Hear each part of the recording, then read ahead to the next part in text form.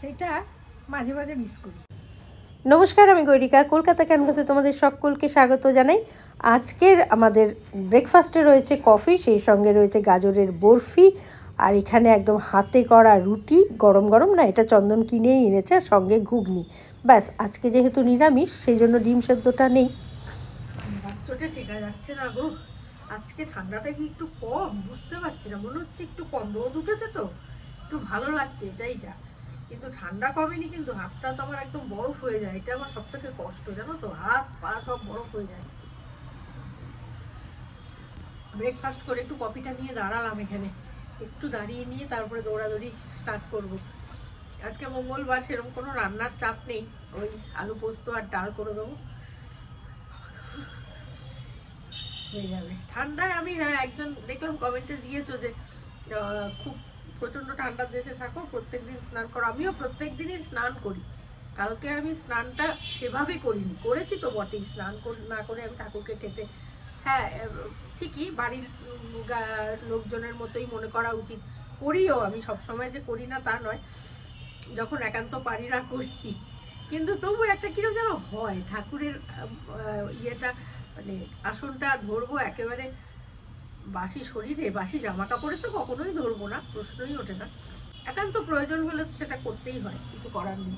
এমনিতেও আমার না দেখবে, মানে আমার বাবা মা বা শ্বশুর শাশুড়ি কোনো সময় যদি খাওয়া দাওয়ার ব্যাপার থাকে, আমি পরিবেশন করব, আমি না সব চট করে পারি না ওই বাসি জামা কাপড়ে স্নান না করে ওরমভাবে করতে।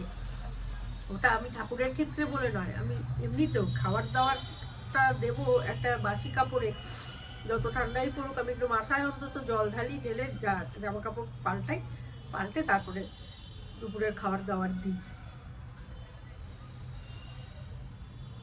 সেটাই ঠাকুরের ক্ষেত্রেও করি আর কি। কিন্তু হাওয়া আছে জানো তো, উত্তুরে হাওয়া আছে, বাবা কবে যে যাবে না, ভালো লাগছে না। আজকে দেখি সারাদিন কি করি, প্ল্যান প্রোগ্রাম এখন বসে বসে ভাবছি আর কি, যে কিভাবে কি করব। টুকটাক একটু দেখি বেরোনোরও ইচ্ছা আছে বিকেলবেলা, এখানে যে সেই মেলাটা হচ্ছে না, পিঠেটা খাইনি, এবার দেখি বেরোবো কিনা বুঝতে পারছি না। ঠান্ডার চোটে কালকে ভেবেছিলাম যাবো পিঠে খেতে, এখানে পিঠেরও স্টল বসেছে, কিন্তু যেতে পারিনি, এত ঠান্ডা যে যেতে পারিনি। দেখি আজকে যদি পারি যাবো।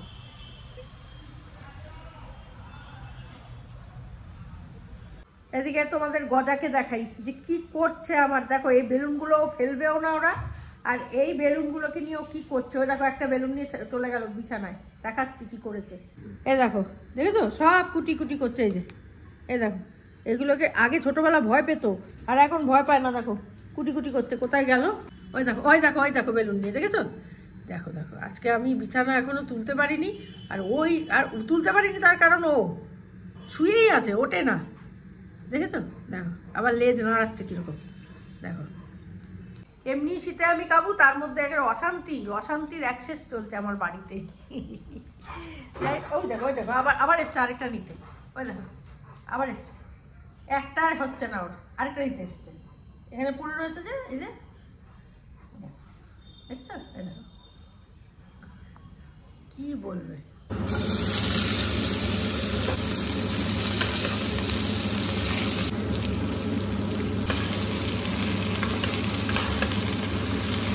রান্না কমপ্লিট হয়ে গেছে, আজকে তো খুবই সামান্য রান্না।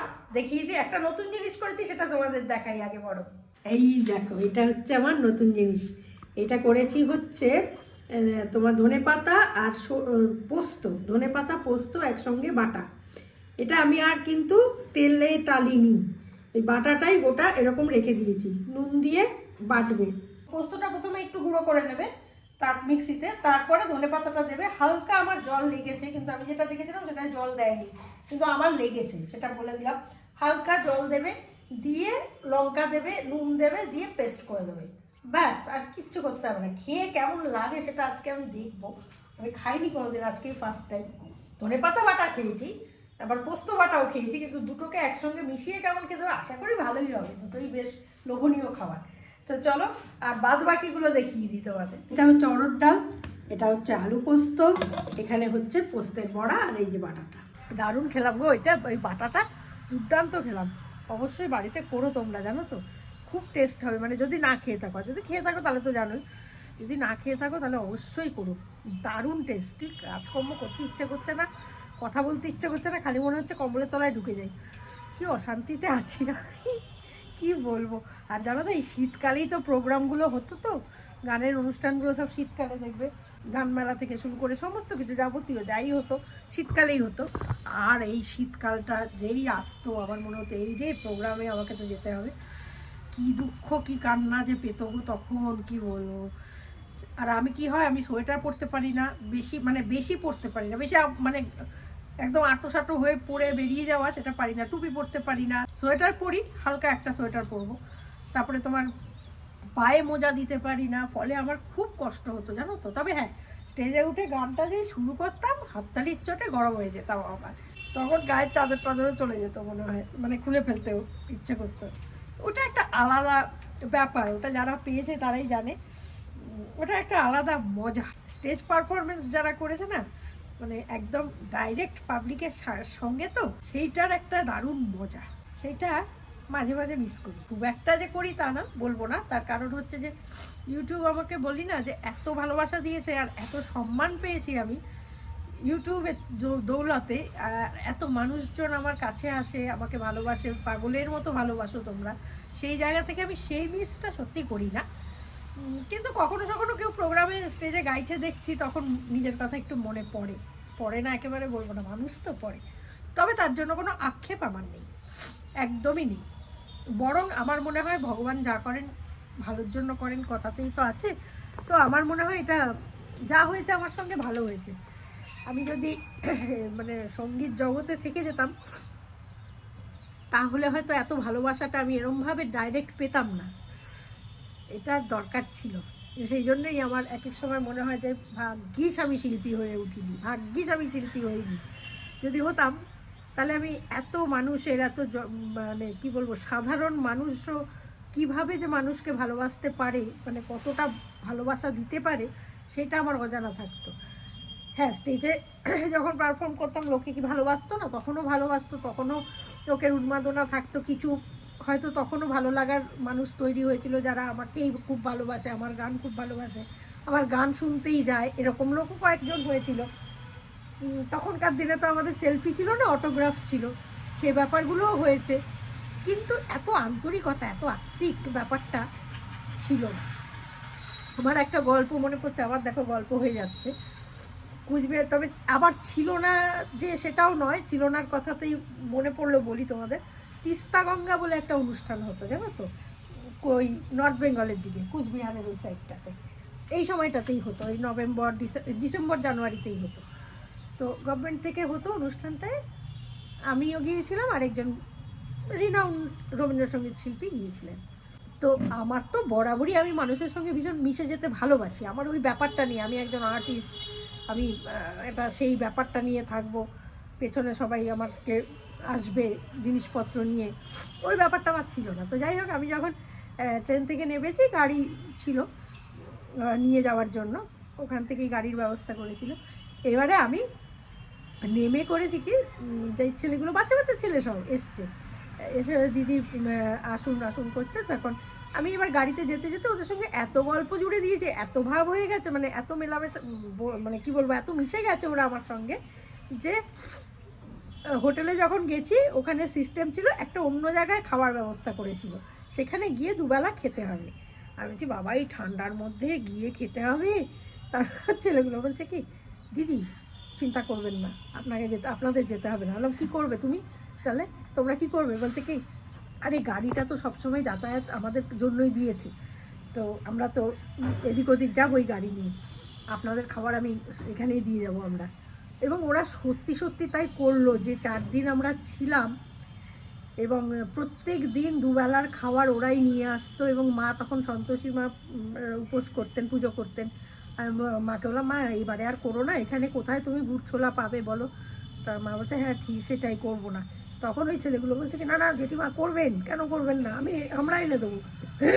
ওরা গুড় ছোলা এনে দিল, মা করলো।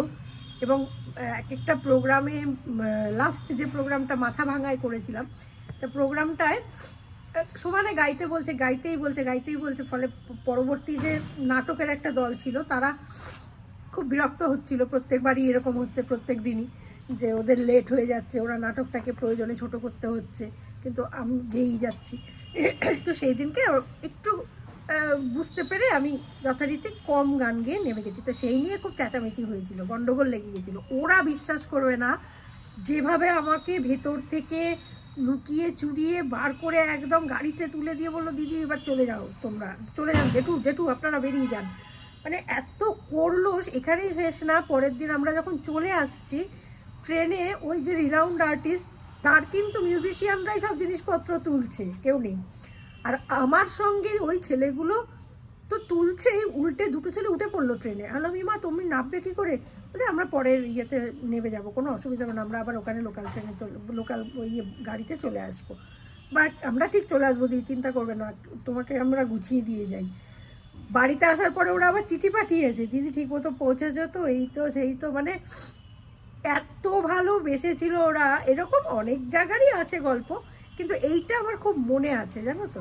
কাজেই তখনও আমি ভালোবাসা পেয়েছি, কিন্তু এত মানুষের ভালোবাসা, এত মানুষের আন্তরিকতা, সেটা বোধহয় আমি এই ইউটিউব থেকেই পেয়েছি। এবং সব থেকে বড় কথা, সম্মান তখনও ছিল, কিন্তু ইউটিউব এমন একটা প্ল্যাটফর্ম, আবারও বলছি, যেখানে আমাকে কাউকে বলতে হয় না যে আমাকে একটু দেখো বা আমার জন্য একটু বলো, এইটার বলতে হয় না। তো অটোমেটিক্যালি মানুষ আমাকে ভালোবেসেছে বা আমি তোমাদের ভালোবেসেছি।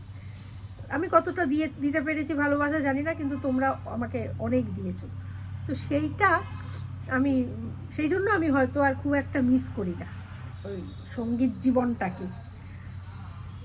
যাই হোক, সঙ্গীত জীবন নিয়ে গল্প আরেকদিন বলবো, অনেক বড় হয়ে যাবে নয়তো। এই সব কথা শুরু করলে না আমার শেষ হয় না। তো আজকের ভিডিওটা আমি এখানেই শেষ করছি। যদি ভালো লাগে লাইক শেয়ার কমেন্ট করো। নেক্সট ভিডিও নিয়ে আবারও আসবো, ততক্ষণের জন্য সঙ্গে রাখো, দেখতে থাকো। তোমাদের একান্ত প্রিয় পরিবার, কাছের পরিবার, সব্বার পরিবার, গজার পরিবার, কলকাতা ক্যানভাস। আর গানটা কি গাইবো আজকে? মান্নাদের একটা গান গাই। হ্যাঁ, কথা দাও,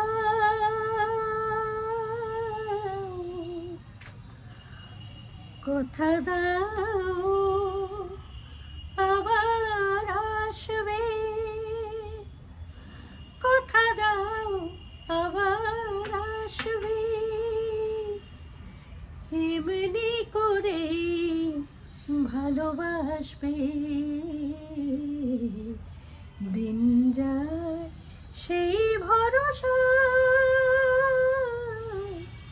কথা দাও, কথা দাও, কথা দাও, আবার আসবে। নমস্কার।